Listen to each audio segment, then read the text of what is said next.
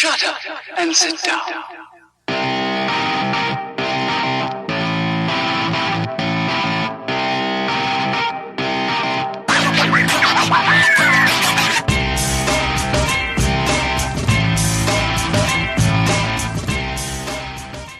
Hey everybody, welcome to another Corporate Gamer podcast. I'm your host, Corporate Gamer.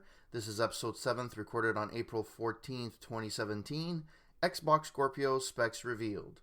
I'd like to apologize to everyone. Starting off, this is getting released a little bit later in the week. Actually, on the day that I wanted to record this, which was Wednesday, unfortunately, I had to have my priorities straight. The NHL playoffs, hockey playoffs started, and my Montreal Canadiens were playing Game 1 of the first round against the New York Rangers. It didn't go as well as I had hoped. They lost 2-0, and Henry Lundqvist did a very good job of stopping the pucks. Got a shutout. I think we're going to have to do quite a bit more in order to be creative. This is playoff hockey. This is not week 1. So the same tricks that would work at the beginning of the year would not be as beneficial. But yeah, game 2 is tonight. I'm hoping for a better outcome for the Montreal Canadiens. I think they have a chance. I mean, every time you have Carey Price that's in net, you can go pretty far. The only thing is that he cannot score goals. I think if you give him two goals in a game, he could probably win you the game. But you have to score those goals. So we didn't get any goals in the game 1. And scoring was an issue during the year. Towards the end of the year, scoring started to ramp up. We had a lot of players step up, like Arturi Lehkonen. Plekanec started playing a little bit better. But I have to admit, one of the players that really impressed me in game 1 was Shea Weber. He threw the body around like no one else. He was solid. Yeah, you can get through him. When he's on his game and he really wants to play, which playoff hockey apparently brings the best of him, he's really tough to beat. So I wish the best of luck to the Habs tonight. And I hope for a better outcome tonight. I predict first round Montreal Canadiens in 6. But we'll see. It's going to be a tough challenge. It's a team that's very similar to Montreal. So wish them luck. All right. So back to the actual game of things. This week I started playing Darksiders on the Xbox One. I downloaded it for free. It was an Xbox with Live Gold. It was free.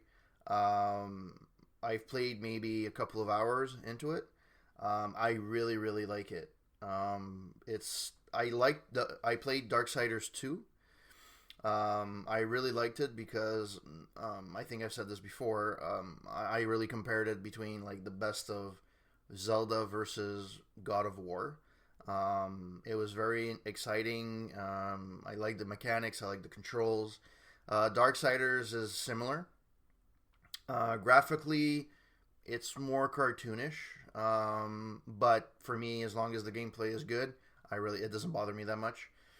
So it's probably going to be one of my next reviews coming up soon, probably in the next month, once I get a little bit more into the game. Yeah, so far I'm really, really enjoying it. I've downloaded Evolve as well and Rise, but I haven't been able to play. Actually, for the first time ever, when downloading a game, it kind of bugged. It was stuck like 100% and it wouldn't launch. I don't know what was wrong with it. It seems to work now, but I haven't played at all. I haven't played anything about the campaign. I know it's a short campaign, but I haven't played anything with it. So I'm hoping this is resolved. I'll let you guys know if how it goes and if ever I was able to fix that issue. All right, so next on the list, news of the week.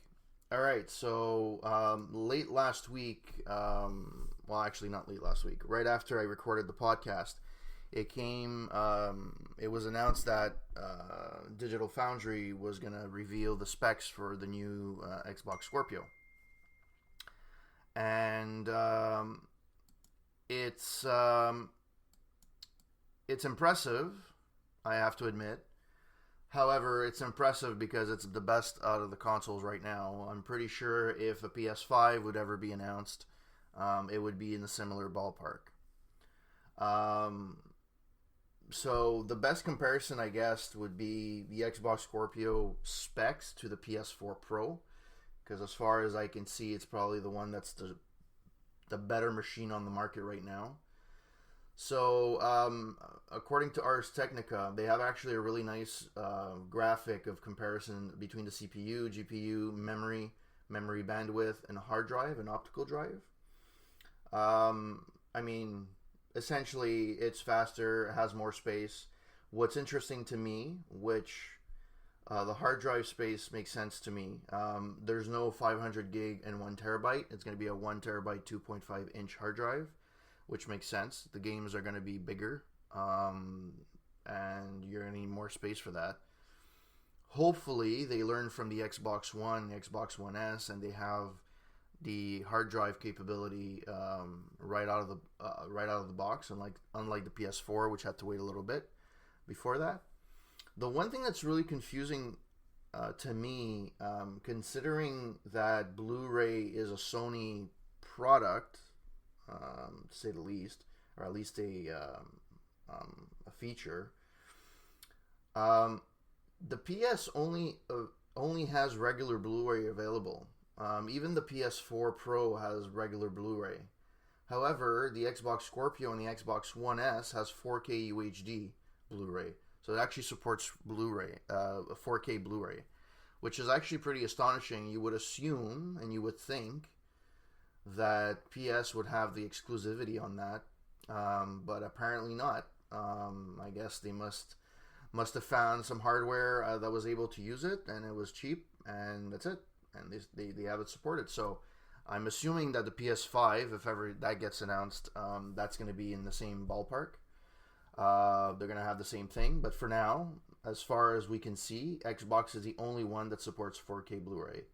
For me personally, it doesn't really make a difference because I don't have a 4K TV. However, what's interesting about this is that so Scorpio's power is largely aimed at 4K gaming, and what it's going to happen is if you have a 1080p television, it's going to do super sampling. So basically, it's going to upscale the quality of the picture. Similar to when HD first started being popular with 1080p, anybody that had anything below, like a DVD or something along those lines, it would upscale to 1080p. That's going to be the goal. Microsoft is actually telling everybody that it should be using it. However, according to Ars Technica, dynamic resolution scaling is mooted for existing games like Doom, Halo 5, Gears of War 4, Battlefield 1, Call of Duty Infinite Warfare, and The Division. So I'm assuming it's going to be anything that's new games that are coming out that's going to support this. It's a very basic overview. There's no pricing yet. Rumors or what the experts are saying is that it's going to be relatively more expensive than the PS4 Pro, which is a good gander to take. Phil Spencer has actually never stated that this is going to be for everyone.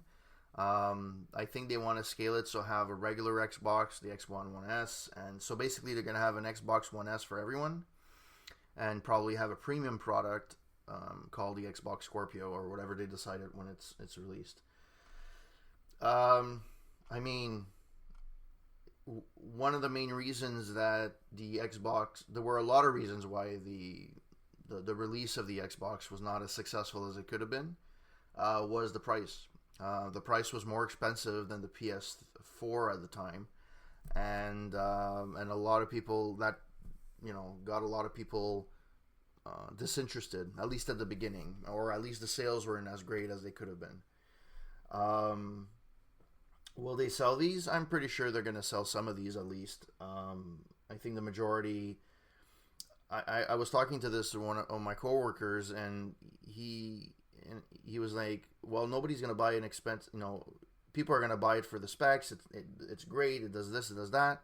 However, I'm like, but if you put yourself in the shoes of a regular consumer, the regular parent, unless they're a gamer, not all of them are. They're gonna look for where can I play. Like, let's say a kid goes, I want an Xbox. They're gonna buy the machine that's the cheapest that can play the Xbox games. If you're looking at it from that way, regardless of the specs, you're gonna get probably an Xbox One S. You're not gonna get a Scorpio. However, for the enthusiast and the person that really loves gaming and they want state-of-the-art technology, they're probably gonna get a Scorpio. I'm sure there's going to be a difference between, the new. There's going to be a noticeable difference, but not everyone has a 4K TV as of yet. I think we're still in a transition phase where a lot of people still have HD TVs. Some of them have 4K capability, but they're a little bit more expensive now. It's still cheaper to get a 1080p TV. So, yeah, I'm not sure if it's going to do well or not. The specs are interesting. However, they are interesting because it is probably the most powerful one right now. Again, if the PS5 comes out, they're probably going to be doing similar specs. They're going to probably copy Xbox. But yeah, I'm assuming the pricing would be revealed at one point. Wow, that was difficult. At one point at E3. So I would be hesitant to have it anything more than 500. If it's a premium product.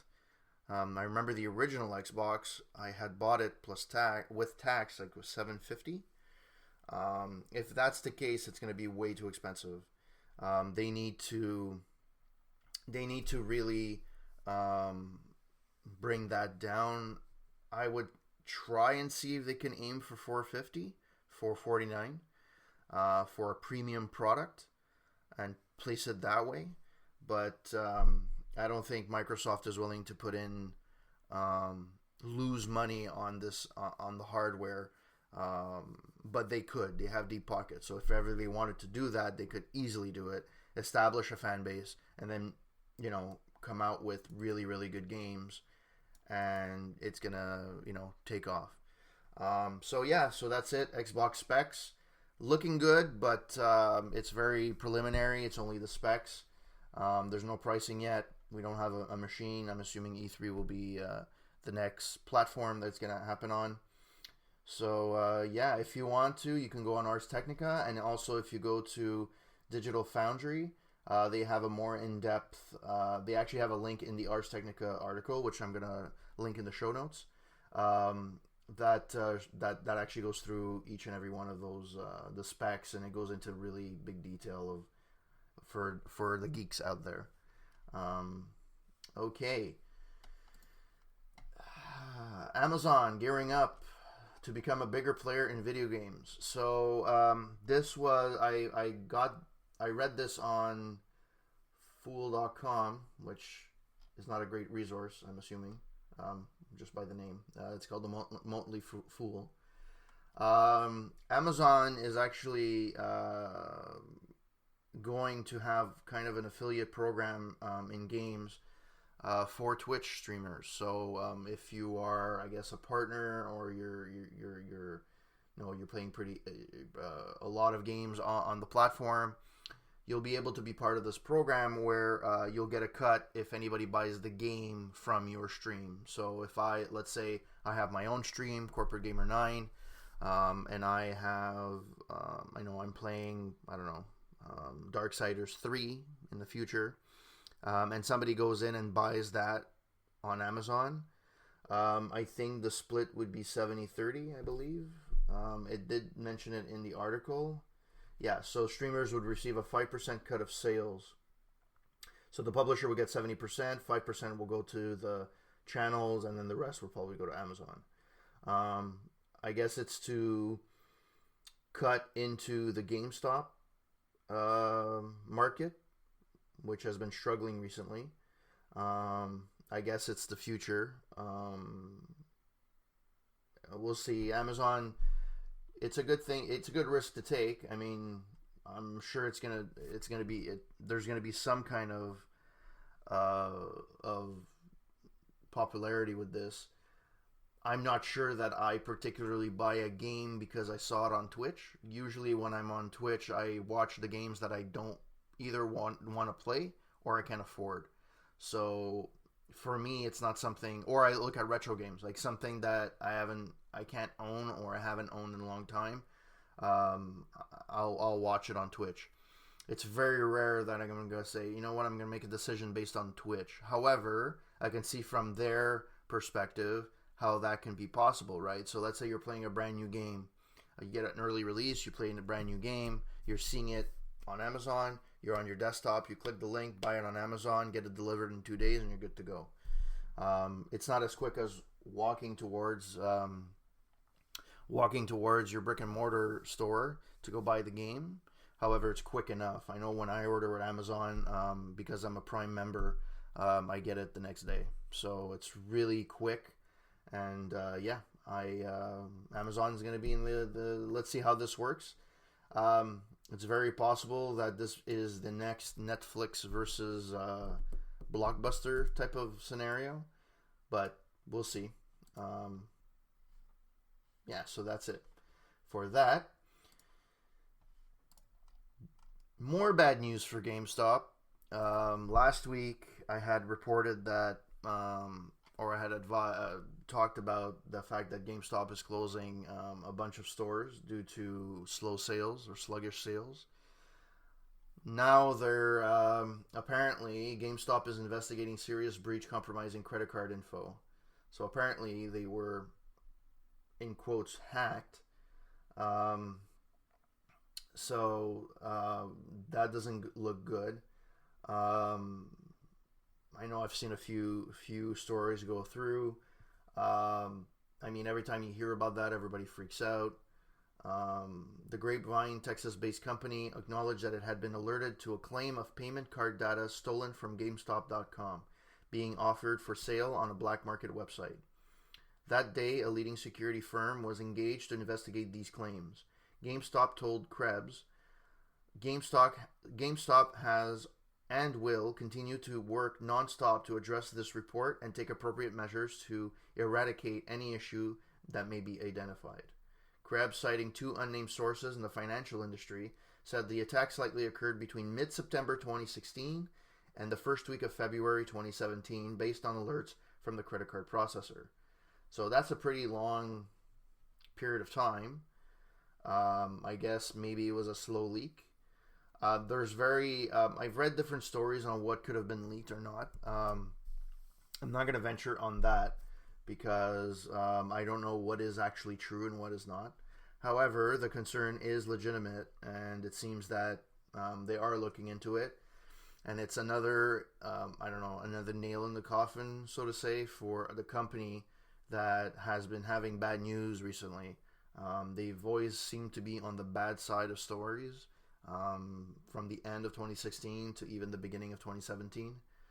I hope they come out of it. I mean, it happens to any company. But, I mean, confidence in this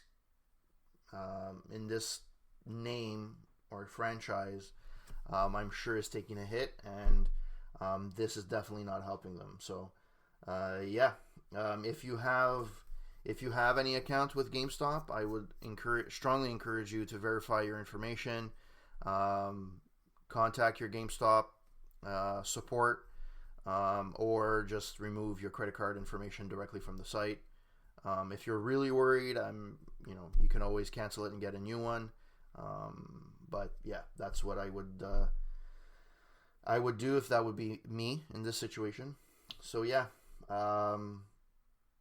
That's for GameStop and their their breach of compromising credit card info. Next on the list, Xbox Spring Sale returns next week, features $350 plus deals. So the spring sale actually is running right now. It's running from April 11th to the 17th. It is still on, so it's very possible by the time you hear this, it's still happening.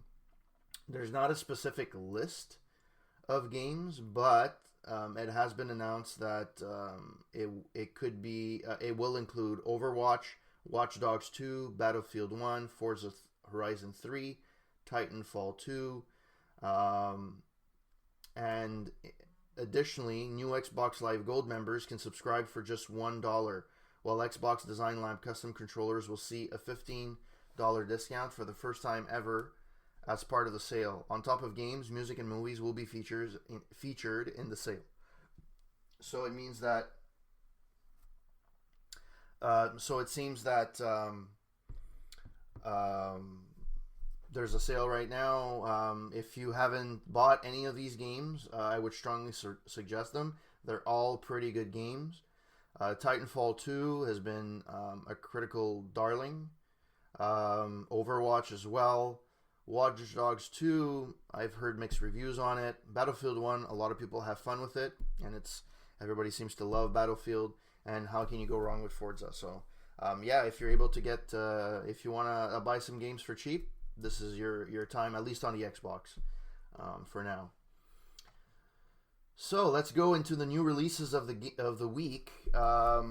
So on Tuesday, April 11th, which already passed, the main game that has been released is Yooka-Laylee. Yooka-Laylee is a game created by or published by Team 17. It's actually the developers Platonic Games. The story behind it is a lot of old developers that worked for Rare and that worked on Banjo and Kazooie. They actually work for Platonic Games, and this is a little bit in the spirit of that game. I've heard mixed reviews here and there. It's along the middle. Some people don't like it as much as Banjo and Kazooie. Some people find it refreshing because it's kind of an old school refresher. It has a nostalgia feel to it. It's a 3D platformer game where you just find stuff similar to Banjo and Kazooie. It's a lot of people are looking forward to this. I haven't actually watched or played this game yet. It's actually being released this week for the PC, PS4, and Xbox One. There's rumors that this will also be released for the Switch later on this year. It's also available in Linux, Mac OS, and Windows. So yeah, so PC, I'm assuming is on Steam, but I won't venture on that. Yeah, so that's one of the games that are coming out that's really look forward to. Stardew Valley Collector's Edition on PS4 and Xbox One. Planescape Torment Enhanced Edition for Mac and PC. A Rose in the Twilight for the PS Vita. Arrow, PC, PS4, and Xbox One. Cosmic Star Heroine for PC and PS4. Crawl for PS4 and Xbox One. Euro Fishing for PS4. Fairune for PS Vita. There's a lot of games being released for the Vita recently. Cairo Blaster for PS4. Lightspear for the PS Vita. Shock Tactics on the PC. Snow Motor Racing Freedom on PS4. And there's actually another PSVR game released this week, Starblood Arena. On Wednesday, April 12th, there was the Sexy Brutale for PC, PS4, and Xbox One. And then yesterday, on April 13th, there was the Jackbox Party 3 for the Switch and Rolling Bob PS4. So those are the games that are getting released this week. The only one that really stuck out to me is Yooka-Laylee, because it's been talked about around. I haven't really looked at any other ones. There's nothing that really stuck out to me that I would want to play. But yeah, let me know if you played any of these games and how you actually like them. So, we spoke a lot about this week about, Scorpio and how the specs are being released, but do we still have console wars? And I'll explain. The thing is that if you look at Nintendo, they really don't care about console. Flat out, they don't care about the hardware. They don't care about their focus is on games. And usually people don't put them in the console wars. Like it's always an afterthought. Yeah, you have you have PlayStation, you have the Xbox, and then you have Nintendo. Of course, that's infuriating to the fan base of Nintendo, where they're very loyal and they're willing to stick by them for the long haul. But is there really a console war? Because I know there's been a lot of talk recently about Xbox not having exclusives, or the exclusives were canceled, like Spellbound and so on. And I for me personally, there isn't one. And for me, yes, there's probably games that I would love to play on PlayStation 4. At least a few exclusives. And I'm pretty sure there's some games that on the flip side, PlayStation would like to play as well. Some players would probably like to play Halo, at least the original trilogy. So, there's pros and cons, and maybe I it's the way that I grew up, or in the generation that I grew up. I'm happy with the games that are being released for the console, and about 85% of the games that get released, they're on every console, or at least most of them. If you look at the Maddens and the sports games, and the big AAA games, the EA games, the Blizzard game, it's on all platforms. So from that, you're not missing out on anything. What's the goal of the console? For Xbox, when they first released, the whole point they called it Xbox One is because it was the one multimedia machine that you can have in your living room, in that it can play games, watch movies, you can do a bunch of stuff with it. PlayStation's focus is not as pronounced for that. It's more game focused. I'm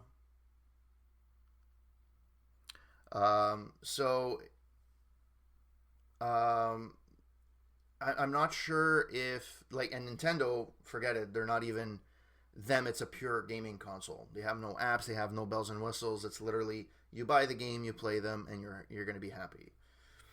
Nintendo, to their credit, haven't felt the pressure. Well, they have felt the pressure from gamers, but they haven't really given in to the pressure of releasing a game, every 2 weeks or so on. It's hard to, I'll be honest, it's hard to keep up on Xbox and PS. There's periods of time during the year you cannot play every game that comes out. Number one, you would be bankrupt, and number two, there would probably be a spike in divorces. It's impossible.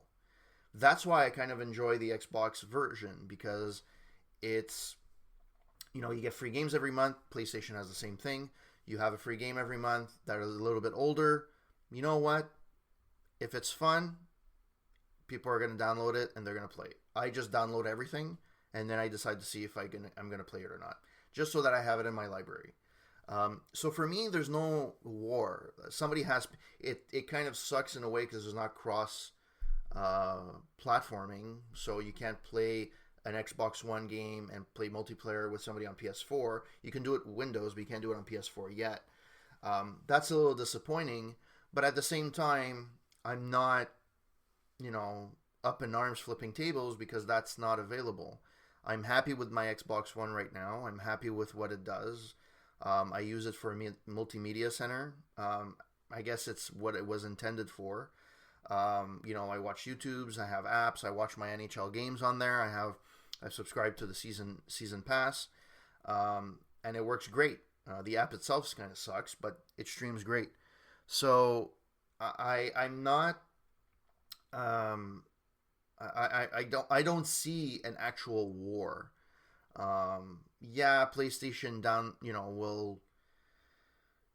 will always take the chance to take a stab at Xbox and Phil Spencer, I have to admit, he's a gamer at heart, and he doesn't usually do those things. He encourages competition.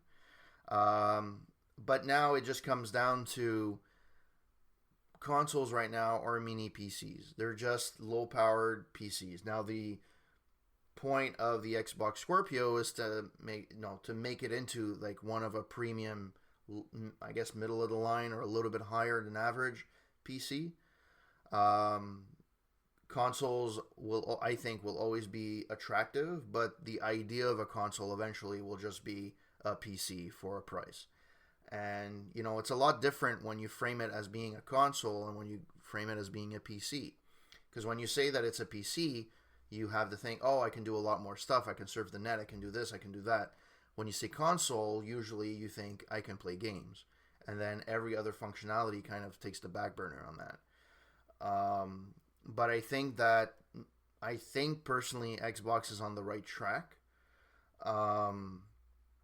I think physical media will not exist very soon, maybe 1 or 2 generations. The packaging is just too expensive for no apparent reason. And games are starting to be expensive for no apparent reason. $80 for a game is kind of expensive for a AAA game.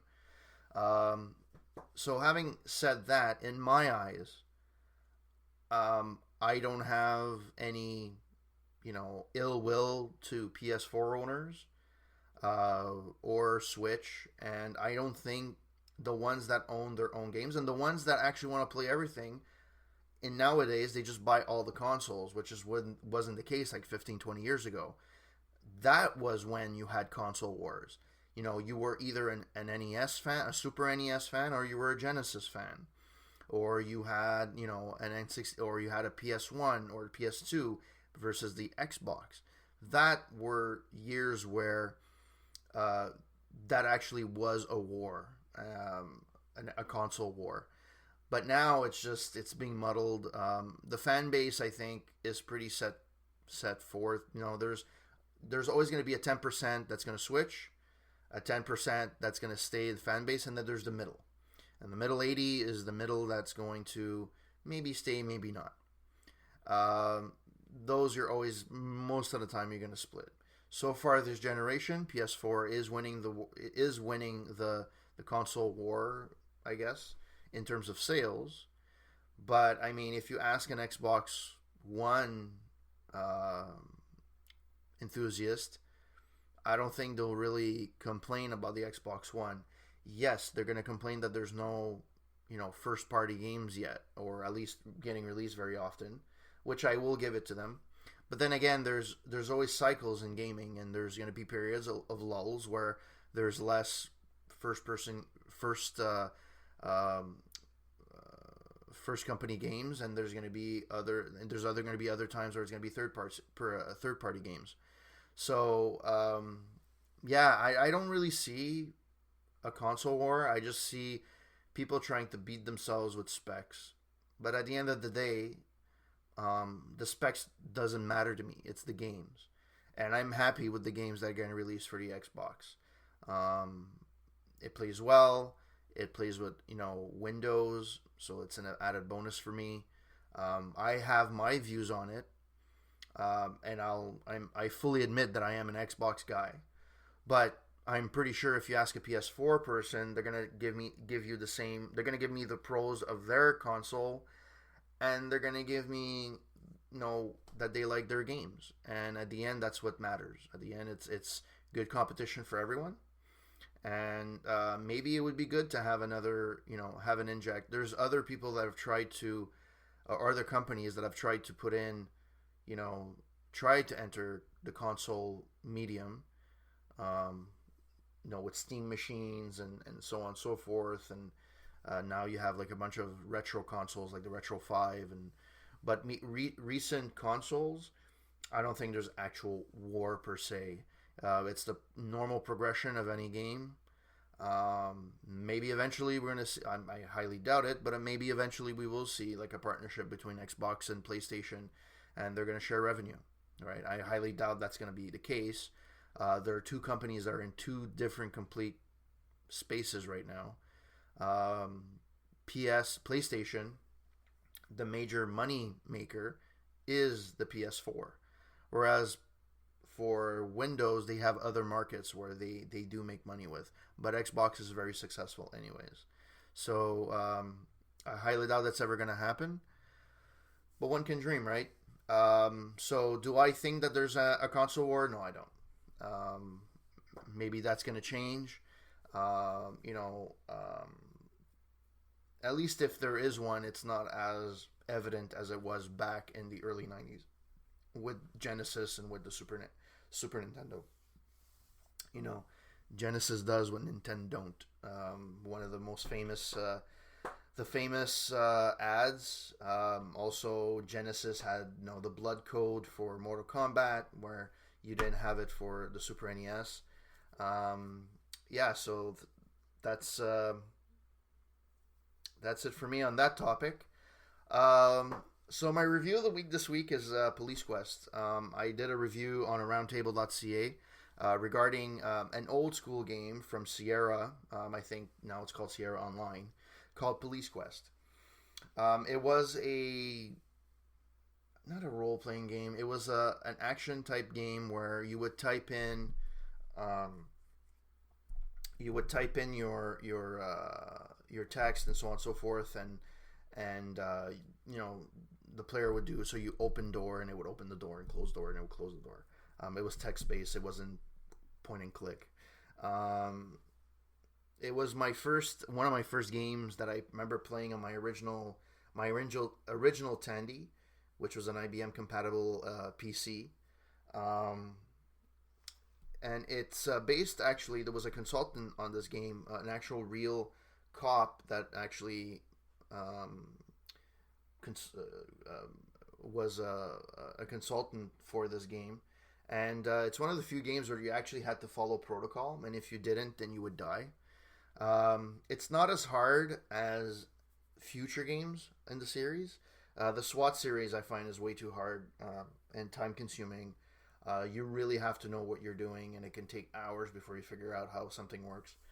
Police Quest, maybe if you're used to playing with it, maybe it's a 10-hour game. If not, it can take you about roughly a week, playing a couple of hours a day. It actually holds up. Obviously, the graphics are 8-bit looking. They're not world shattering, but it's really worth still to play through. And I've actually the reason why I started playing it again is I actually saw on Twitch somebody had a stream on Police Quest, and they went through it, and I was like, I only watched the first 10 minutes, and I was like, you know what, I really remember this game and I really had fun, so let me play it. You could actually play it on archive.org. If you look for the game, you can actually play it. It's a MAME game, I think. But I actually have an emulator, and I played on my emulator because I actually had the original game and I ported it over. Yeah, still fun. It's probably, for me, it's probably one of the best in the series. There's Police Quest 2, which was fun as well. Police Quest Open Season, which I believe was the fourth one. I'm not sure. After that, it became SWAT, and that was really that's when it really switched gears for me. Still fun to this day. Maybe I'm gonna play Police Quest 2 or even Open Season on my next ones. But yeah, Police Quest. Read my review on roundtable.ca. And this is it for me for this week. Thanks for everyone for listening. If you got to this far in the podcast, you can follow me on Twitch at Corporate Gamer 9. You can follow me on Facebook at Corporate Gamer. You can respond to me or follow me on Twitter at Corporate Gamer 9. My YouTube channel, just search for Corporate Gamer. And where you can see all of my reviews, aroundtable.ca. And also my buddies, my brother and my buddy, they review music and movies as well. I do the gaming portion of it. So if you're interested in that aspect, follow us on aroundtable.ca. They have their own Twitter and Facebook page as well. All right, guys, have a great week. Talk to you next week, and